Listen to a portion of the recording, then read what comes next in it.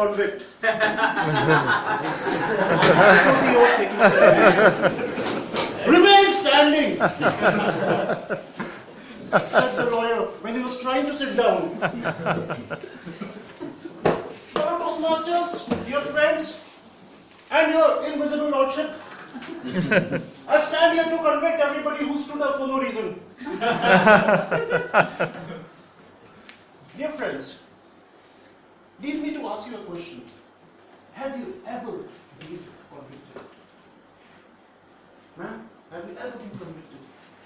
No, not legally. Anybody over here, have you ever been convicted? No, not as of now. Let me tell you a story. This is a story about a father and a son. It was a warm summer day at about 2 in the afternoon. The son comes in hurriedly from the school, takes off his bag, comes down, the milk, goes back on the bed, switches on the TV to see Tom and Jerry. How many of us love that? How many of us have done that? And on the other hand, the father, he comes very slowly, looks at his son and he says, "Son, how was school today?" And suddenly he's like, "Dad, I'm watching this, I'll talk to you later." He says, "Okay, son, we can talk sometime later." And then it was later, sometime later, when they were having a meal together, sitting on the table, and the mom cooks up this delicious Maggie with a lot of veggies, which you don't get nowadays. And when the plateful came, the son immediately grabs it, puts it in his table, and starts hogging it. And the father slowly takes it, puts a little bit, rolls it on his fork, admires it, smiles, takes a bite, he chews for 32 times, and says, "Son, how was school today?" "Oh, Dad, I'm just too busy eating this. I'll talk to you later."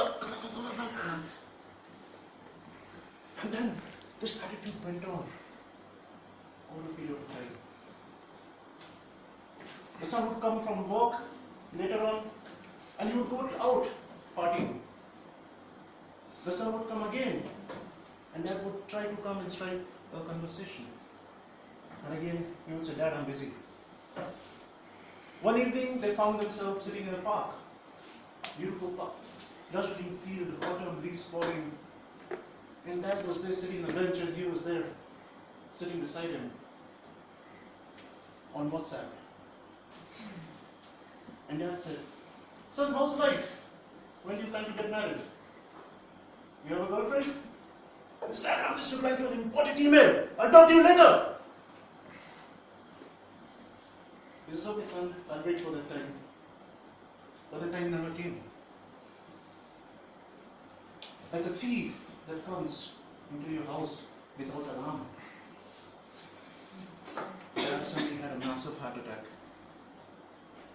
He was rushed to the hospital in a taxi because there was no ambulance available.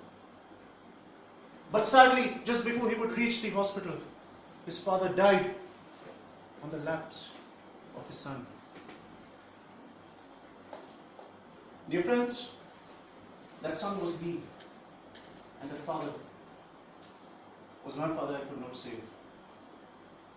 All of a sudden, I was in bondage, like an iron chain that had clagged all over me. I was filled with shame, with regret. I was convicted that day. I was convicted that I could not sit and spend time with my dad. I was convicted that I did not smile. I was convicted that I did not have food and laughed and joked. And I can't even do it anymore. I was depressed for a long, long time.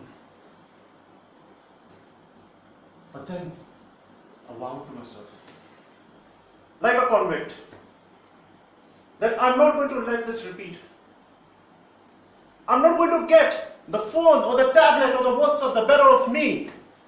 I'm going to leave social media and I'm going to embrace personal media. I'm going to sit with my family on the table and laugh and talk and spend that quality time. I'm going to take my daughter to the park whenever it is possible. And I want to take my wife out for a date over and over again. I want to call up my mom and say, how are you doing? I love you. I want to call up my sister and say, I hope everything is fine. And that's when I realized that the prisoner that was in me has been set free. And that is when I realized the secret of life, the happiness of life. That is, it is only in giving that we receive. It is only in loving that we are loved. And it is only in forgiving that we are forgiven. Ladies and gentlemen, I was convicted. But today I stand and ask you, are you convicted? Over to the